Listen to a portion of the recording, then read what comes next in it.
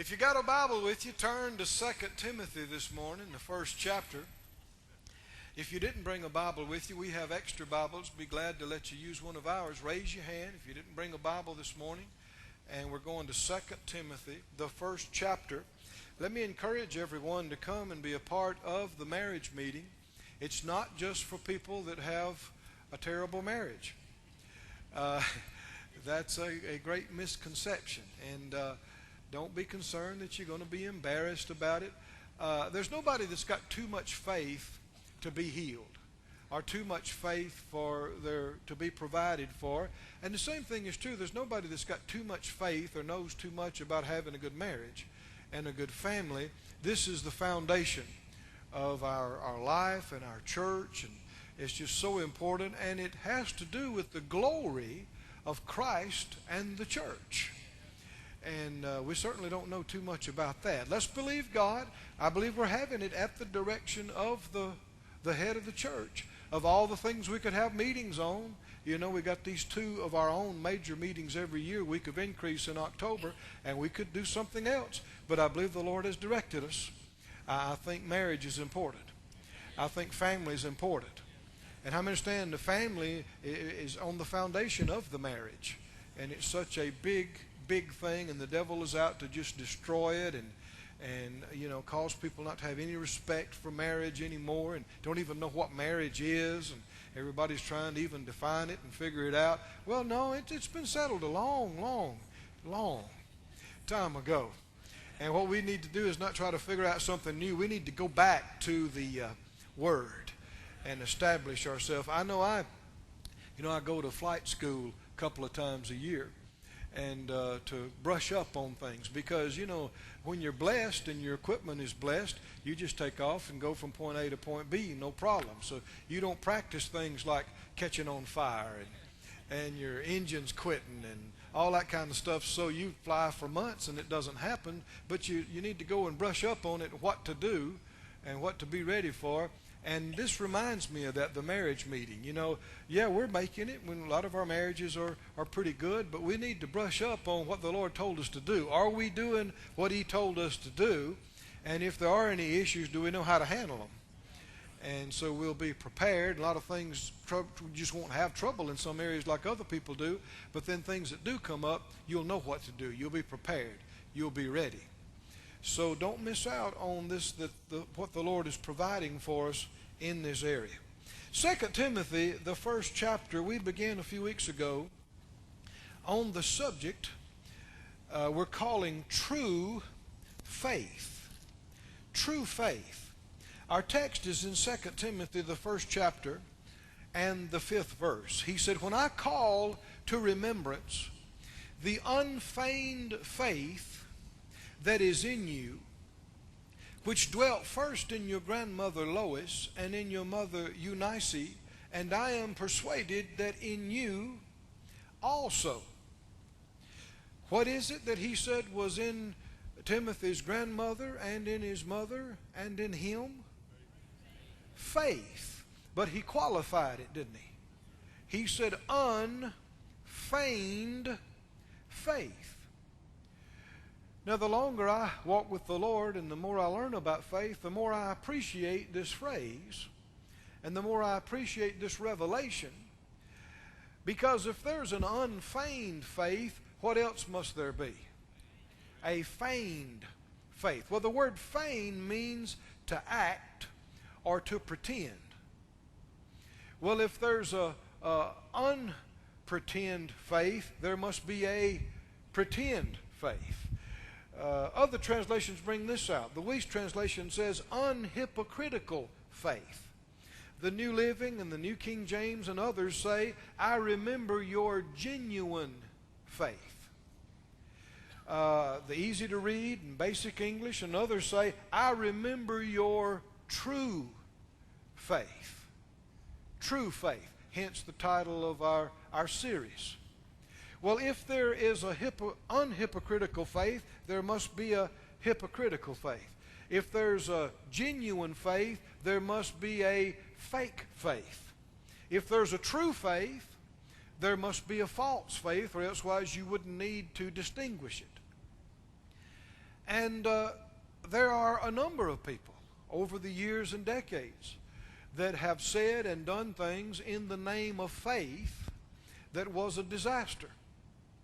I'm believing God. I'm in faith about this. I'm stepping out by faith, and it just ended badly for everybody concerned, and actually brought reproach. And other people, other believers looking from the side said, look at that. See, that stuff's not right. That so-called faith bunch. Look at that. Just failure. And people even died doing what they called faith, and died young and prematurely. But is it true that faith in God is a bad thing, or faith in God could fail? God cannot fail. His holy word cannot fail. Well, then real faith in God doesn't fail. Real faith in the word doesn't fail. So the answer is that a lot of what people have done and called it faith, it was not unfeigned faith. It was a fake faith. It was a false faith. It was people confused and ignorant about things. It wasn't the real thing. Now in 2 Corinthians 13, the last chapter, 2 Corinthians 13 says this also.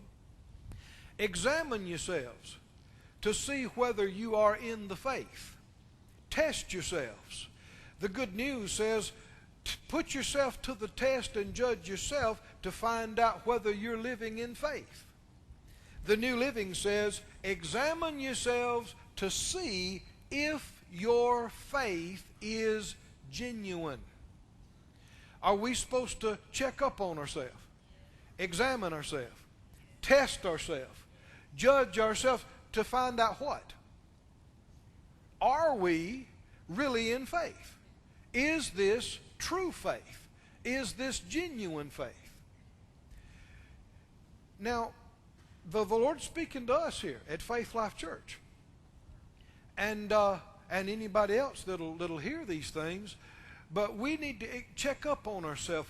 We've been in these things long enough now. I'm not just talking about us, but people that call themselves faith people, to just get used to the phraseology. I'm believing for this. I'm claiming this. We're in faith about this. Believe with me on this. You know, let's just take it by faith. Let's just believe. Well, is all that faith? Excuse me. Excuse me. Is all that faith, or have we gotten in the habit of, I'm claiming this, I'm believing for this? Should we, every time that comes out of our mouth, should we check up on ourselves and see, now am I really in faith about this, or am I just talking a talk? Have we just gotten used to this? And how many know that just because somebody comes and says, believe with me on this, doesn't mean you even can, or that you're supposed to try? People are in too big of a habit. Well, pray with me about this. Some things you shouldn't even be praying about. The answer's already in the Word. Something, well, agree with me on this. Well, some things you can't agree with them. You know it's not right. Or not only that, not maybe that you don't know it's not right, but you don't have a witness about it. It just doesn't register with you. And you could go through the lip service. But see, when we just pray, too quickly, and we try to say we're believing too quickly, and it's just empty words, and there's nothing in our heart about it, and we don't get results, that hurts our faith. You do that over and over again, you'll get to where you don't expect anything to happen when you pray. Where you don't expect something to happen when you speak or when you agree. No, we need to enter into these things reverently and seriously and respectfully, only when we know we can believe. Right? Faith is not based on nothing. Well, let's just take it by faith. People act like that means, it's based on nothing. Just believe it out of thin air. No, faith is not based on nothing. Faith is based on the most sure thing in the universe. The Word of God. The Word that God has spoken to you. Faith, so then faith comes by hearing. Romans 10:17 says, and hearing by the word of the Christ. That word means rhema, the spoken utterance, and Christ, the anointed one. How does faith come? It's not based on nothing. It's based on hearing an anointed word. and getting to know the will of God and the person of God through what we heard.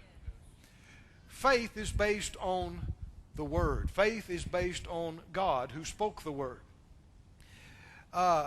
This verse here in this text kind of summarizes what we're talking about right now. Proverbs 19:2. Don't turn there. You can just look at it on the screen. Proverbs 19:2 in the New Living Translation says, "Enthusiasm without knowledge is no good, and haste makes mistakes. People ruin their lives by their own foolishness and then are angry at the Lord." Does that not describe some of what people call faith, and they haven't heard from the Lord, and they just take off in a hurry on something, and we're going to believe this, we're going to do this, and they haven't heard from the Lord, and then it turns out badly, and then they're angry at the Lord? That's foolish, isn't it? The Message Bible says it like this, verse 3. People ruin their lives by their own stupidity, so why does God always get blamed? I'm going to read that again. People ruin their lives by their own stupidity. And how many understand that this would apply to some believers that are calling some things faith? And it just ruins their life and it's messed up. But then why does God always get blamed? How many know God is not the author of confusion? He's not in confusion. He's not in failure. He's not the destroyer. He's not the killer. He's not the thief. He's the deliverer. And when we really hear from Him and we really believe in Him, it works out. I said it works out. We get victory. We see results. And if we did something and it turned out badly and we called it faith, we just need to realize it wasn't real faith. It wasn't true faith.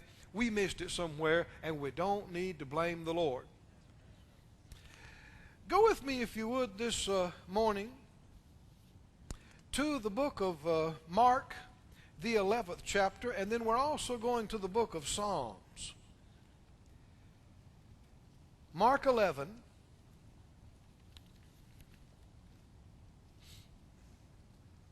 And then also we're going to Psalms 20.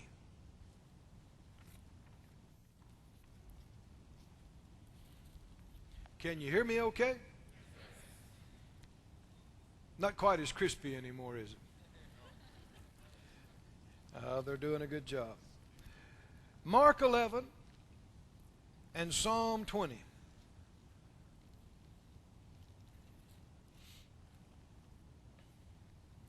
Mark 11 is this great passage of Mark 11:23 and Mark 11:24. Such wonderful revelation on the subject of faith from the mouth of the Master. But it begins in verse 22 when Jesus answered and said to them, "Have faith in God." Everybody say that out loud. Have faith in God. Have faith in God. Not just have faith. What? Have faith in God. I know over the years we've received letters and calls and emails into the ministry a number of times where people said, the Bible said, let your requests be made known. So, Brother Keith, I'm letting you know what I need. And a lot of times it's financial and materially. Well, is that what that verse said? What did the verse actually say? Let your request be made known unto Brother Keith. No. Unto God. Let your request be made known unto the church. No. Unto God. Is looking at man the same as looking to God? No, it is not. Is having faith in man the same thing as having faith in God? It's not. The subject of this part of the series this morning is faith misplaced. Faith misplaced. can you put your faith in something that you should not? Or in someone that you should not? Would your faith ever be misplaced if you put it in God? No, no. Nobody ever trusted in Him and was disappointed or made ashamed. But it is, I don't care who you are, me, you, anybody, we live in a physical world, and depending on how much or little you fellowship with the Lord, natural things can be more real to you than spiritual things. You can't see Him, and you can see people, and you'll be tempted to gravitate to individuals and to look to them. They're going to help me. They're going to fix it. And that can be taking your faith out of Him that you can't see and putting your faith in ones that you can see. How many think you should never have more faith in the creation than in the Creator? Never. Get your eyes off the Creator and get your eyes on the creation. We're in the midst of gearing up for the presidential race. And you hear a lot, who's going to save us? Who's going to get us out of our woes and our trouble? Which man, which woman is going to get us out of the messes that we're in and fix things for us? I can answer that for you this morning. None of them. None of them can fix everything for us. None of them can solve all our problems. There's only one that can completely protect us. There's only one that can solve our problems and issues and meet all our needs. It's the Lord our God. And we should pray about who we vote for, and we should pray for our leaders, but we should never get our eyes just on them that they're going to fix things for us. They can't. They're just not big enough. They don't know enough. They're not able. They can't do it. Now, faithless people are always looking for some individual to take care of me and to fix it for me and to solve my problems. But faith, real faith in God, true faith, puts no pressure on men. It just looks up from men and women and looks straight to the source, straight to the Creator, straight to the provider, straight to the healer. Have faith where? Have faith in what? Have faith in who? Say it out loud. Have faith in God. Turn to Proverbs if you've got that place. Proverbs, the 20th chapter.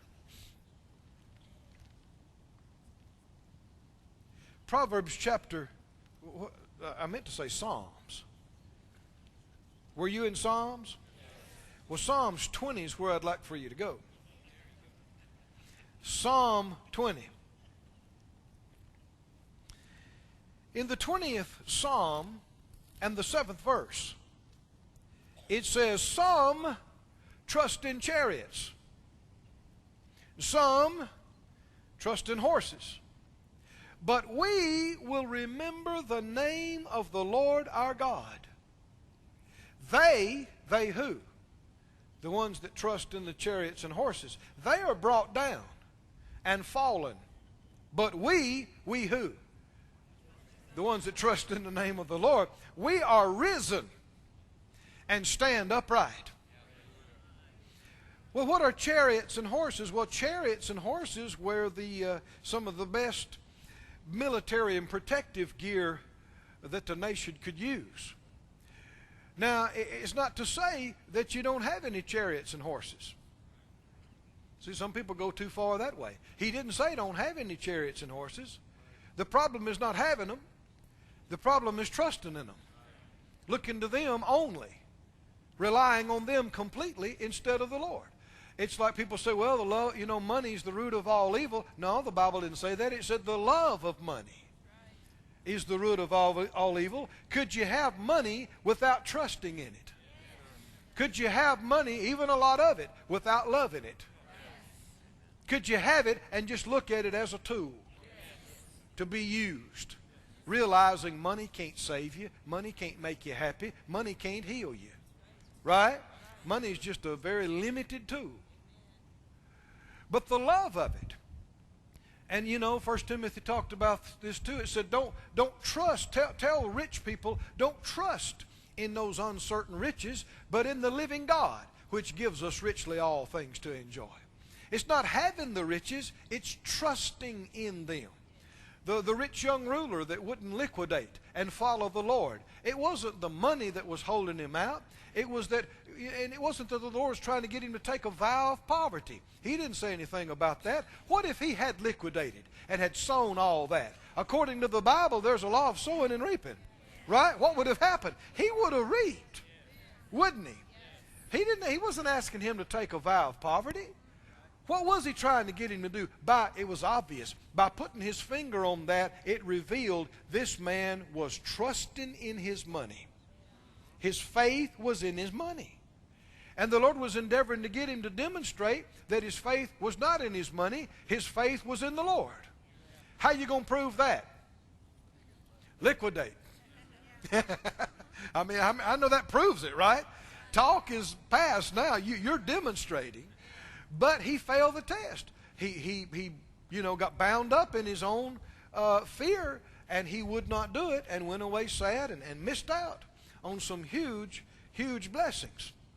Go with me, please, to 2 Chronicles, the 16th chapter. 2 Chronicles 16. While you're going there, I'll read another couple of verses to you. You're going to 2 Chronicles 16. In the Psalms, it says again, it's better to trust in the Lord than to put confidence in man. It's better to trust in the Lord than to put confidence in princes. Better to trust the Lord. 2 Chronicles 16 describes a man who failed to trust the Lord. He looked to men instead of the Lord with bad consequences. But there's more to what was going on here than just this one situation, and we're going to get into it a little bit. So go ahead and find it, 2 Chronicles, in the Old Testament, 2 Chronicles, and the 16th chapter, and the 12th verse. 2 Chronicles 16 and 12. It says, Asa, who was king of the land at that time, in the 39th year of his reign, he was diseased in his feet, until his disease was exceeding great. Yet in his disease he sought not to the Lord, but to the physicians. And Asa slept with his fathers and died in the 41st year of his reign, and they buried him in his own sepulchre. Now, some folk are uncomfortable even reading this verse or talking about it. They think it means you're opposed to doctors and can't go to the doctor. Some used it at the turn of the century that believed in divine healing. They used verses like this to preach against going to the doctor. But I want to make it very clear right off the bat here that Keith and Phyllis and Faith Life Church are not opposed to doctors or healthcare professionals. We thank God for them. They're fighting the same enemy we are, right? Disease, infirmity, weakness, and physical problems. We're going for the same thing. We're endeavoring to help people to get healed. They're trying to help get people to get healed, right? But there is an issue and problem of putting all your faith in man instead of the Lord, whether it's for the health of your body or in any area of life. And it wasn't just that he was having trouble with, his faith for healing, but he was doing this in other areas of his life, and it just carried over into this area. This man, King Asa, he had trusted God and led the country in huge faith in the beginning of his reign.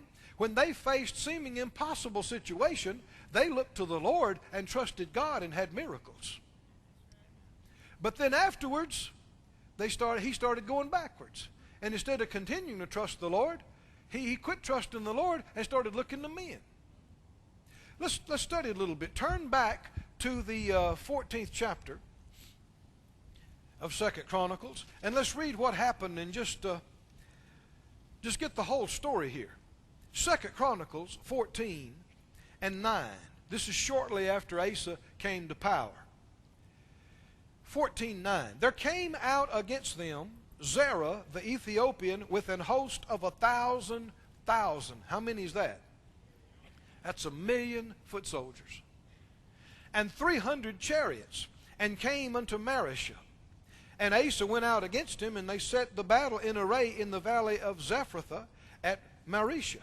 And Asa cried unto the Lord his God, and he said, Lord, it's nothing with you to help, whether with many or with them that have no power. He's talking about them. Help us, O Lord our God, for we rest on you. And in your name we go against this multitude, O Lord, you are our God. Let not man prevail against you. Are they looking to the Lord? Are they trusting in Him, relying on Him? Verse 12, so the Lord smote the Ethiopians before Asa and before Judah, and the Ethiopians fled. And Asa and the people that were with him pursued them unto Gerar, and the Ethiopians were overthrown, and they could not recover themselves. For they were destroyed before the Lord and before His host, and they carried away very much spoil. They had a tremendous victory against seemingly, insurmountable odds, because they looked to the Lord. They trusted Him. But look in chapter 15. Already the Lord knew what was coming up and what he was going to be tempted to do. And the Spirit of God came upon Azariah, 15:1, the son of Oded. He went out to meet Asa, and he said to him, Hear ye me, Asa, and all Judah and Benjamin. The Lord is with you while you be with Him. And if you seek Him, He'll be found of you. But if you forsake Him, He will forsake you. Why would he tell him this? Well, isn't that exactly what happened? Here he is looking to the Lord and relying on the Lord. But here a little bit later on, he went the other way. Skip down to the 16th chapter, where we read our verse previously, but back up to the first verse. In the 36th year of the reign of Asa, Baasha king of Israel came up against Judah and built Ramah to the intent that he might let none go out or come in to Asa king of Judah. Asa brought out silver and gold out of the treasures of the house of the Lord and of the king's house. So it wasn't just his money, it was the Lord's money. Be like us getting into our God account. And sent it to Ben-Hadad, king of Syria, that dwelt at Damascus, and said, There's a league between me and you, as there was between my father and your father. Behold, I've sent you silver and gold. Now go break your league with Baasha, king of Israel, that he may depart from you. He's paying people to break covenants they have with other people with the Lord's money. And Ben-Hadad hearkened to King Asa, and sent the captains of his army against the cities of Israel. And they smote Ijon and Dan and Abel-Maim and all the store cities of Naphtali. And it came to pass, when Baasha heard it, he left off building Ramah and let his work cease. And Asa the king took all Judah, and they carried away the stones of Ramah and the timber thereof. And they built Jebah and Mizpah.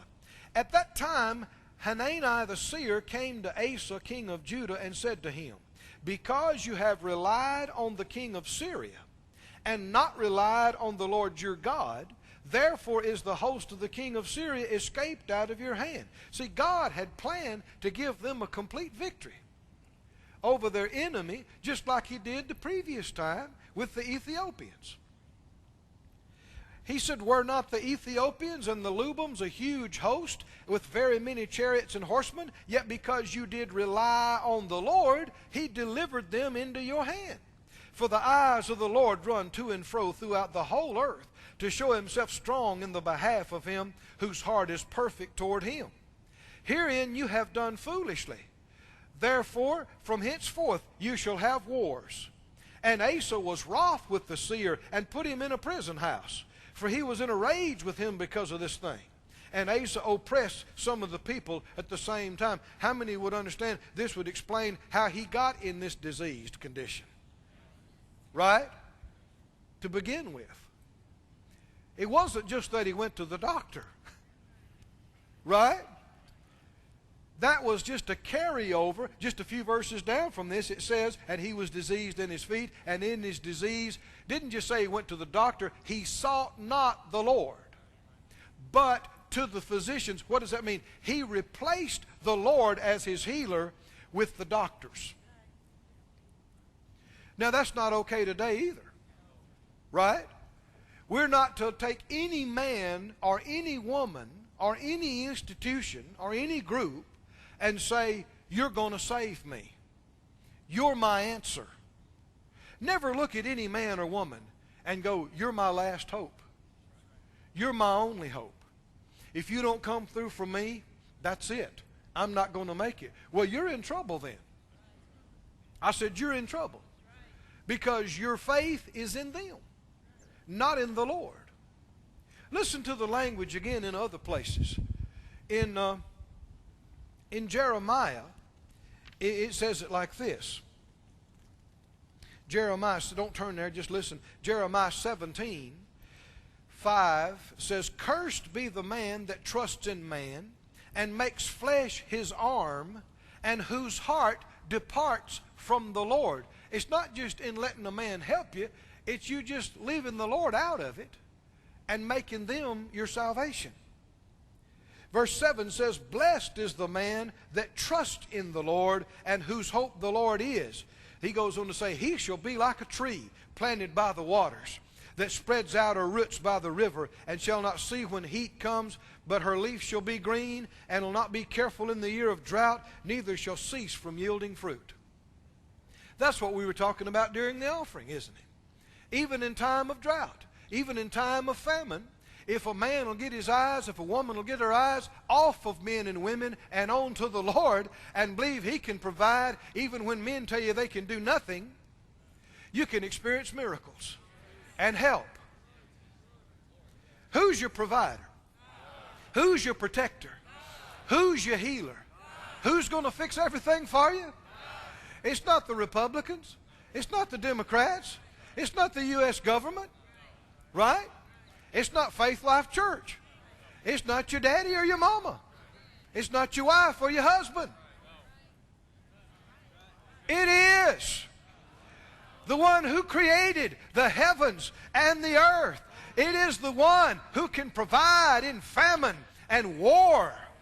It is the one. Your God, your Lord. He's your source. He's your provider. He's your help. Listen to Isaiah 30. Don't turn there, just listen. Isaiah 30. He said to them, he said, woe to the rebellious children that take counsel but not of me.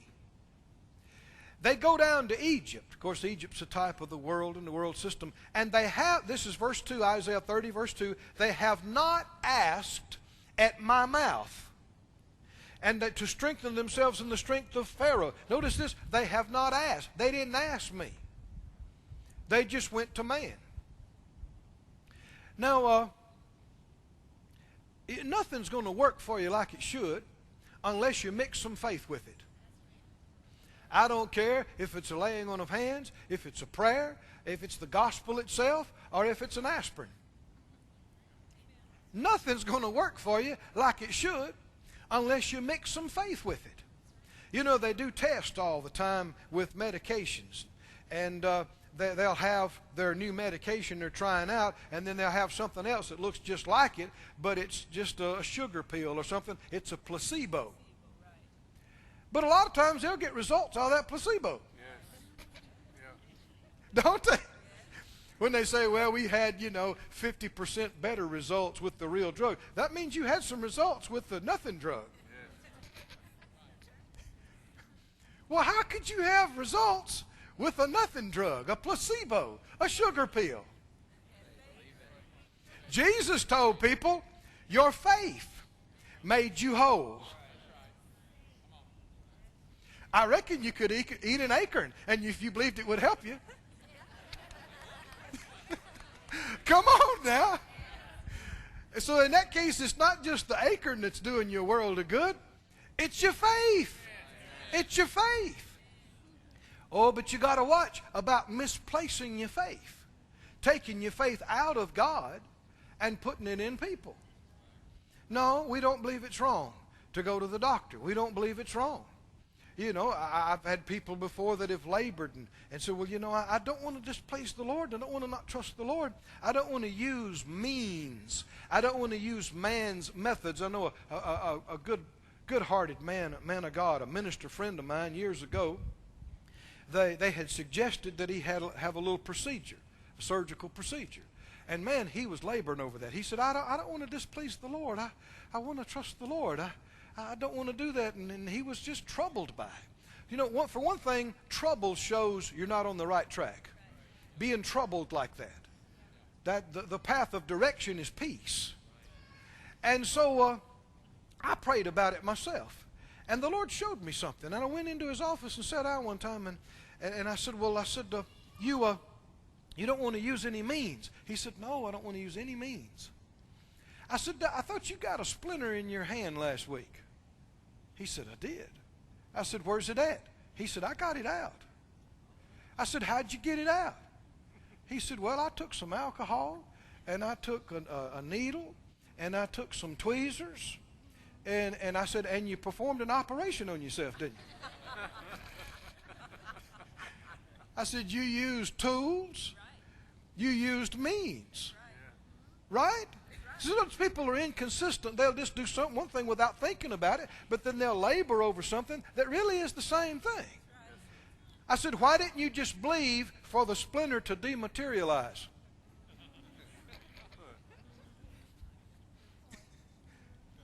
Well, no, it's just simple. Just get it out. And some other things can be just that simple too. We need to be led. But we don't need to fixate on something in the natural and go, this surgery, this is my everything. This medicine, this is going to save me. This diet, this is it. No, the Lord might use something, but never just get your eyes on that natural thing and fixate on it, because you can misplace your faith. That's how you can perish. And you need to watch this in business and finance, the same thing. People get fixated and go, boy, this deal is going to set me for life. This deal is going to make it. This deal, all these people are coming, and they're going to support your ministry, and they're going to support the church, and they're going to take care of you from now on. Watch it, watch it, watch it. Never let any man become your provider. Never let anybody. Don't get your eyes on something and go, well, this is going to make it. This is going to fix us all for life. No, you're going to have to walk by faith the rest of your days. Now, that doesn't mean God can do some things for you, but beware that you don't get your eyes off of Him. Isn't that what Asa did? When he's facing 1,000,000 soldiers and all these chariots, and he didn't have anywhere to go, and he just got started in office, he went to the Lord. He threw himself on Him, and he said, you can help even those that have no power. We're looking at you. We're resting on you. And He gave him a miracle. But after being in power for a while, and after being blessed and getting some money and some things, he got lazy. And he got lax spiritually. And here a lesser force came against him. But instead of even praying about it, instead of even checking with the Lord what to do, he just pulls out his checkbook. He's going to throw money at it and make him go away. And then when the prophet tells him he did the wrong thing, he gets mad at the preacher, throws him in jail. And then he gets sick. He don't even pray what to do. He just goes to the doctor, puts himself completely in their hands, and dies. Thank God for people. Thank God for doctors. Thank God for natural things that can help us. But let's never get our eyes on that, and that's my source, and everything is coming from that. No, God could use it. He could help it, but He could do it without it too. Right? He's my healer. He's my source. And nothing, if you take a medicine, if you have a procedure, nothing's going to work like it's supposed to unless you mix some faith in God with it. Get Him involved in it. Right? No, you don't want to take a medicine without Him. You don't want to go into the surgery room without Him. Right? You want Him involved. You want you're thanking God for people that's being used, but you're looking to Him first and foremost. Can you say amen? There are so many things that we could touch and talk about on this, but the bottom line is our faith is in Him. Our faith is in God. Psalm 127 puts it like this. It said, if the Lord doesn't build the house, the builders are working for nothing. If the Lord doesn't guard the city, the guards woke up for nothing. Right? We can do our natural things. We can make our preparation. But when it's all said and done, who are we really looking to make it happen? There may be 90 people working on the deal, but who are we got our eyes on? We're counting on Him to make it come through. We're counting on Him to make it happen. And when you're really doing that, then you don't get disappointed at people that didn't do it for you. You wasn't looking to them anyway. You don't get mad. You don't get upset. You don't get hurt. You don't get put out. You don't put pressure on people. Why? Because you weren't looking to them to start with. Oh, I'm preaching to somebody now. Well, I did get upset. I know it. And the Lord's talking to you today. So just get happy. Just get happy. Well, they weren't there. They didn't come through. They didn't do this. They didn't. Well, you shouldn't have been looking to them. God, say it out loud. Stand up on your feet and say it out loud. God is my source. God is my healer. God is my provider. God is my protector. I'll not look at man. I'll not get my eyes on men. My eyes are on you, Lord. I'm relying on you. I'm trusting in you.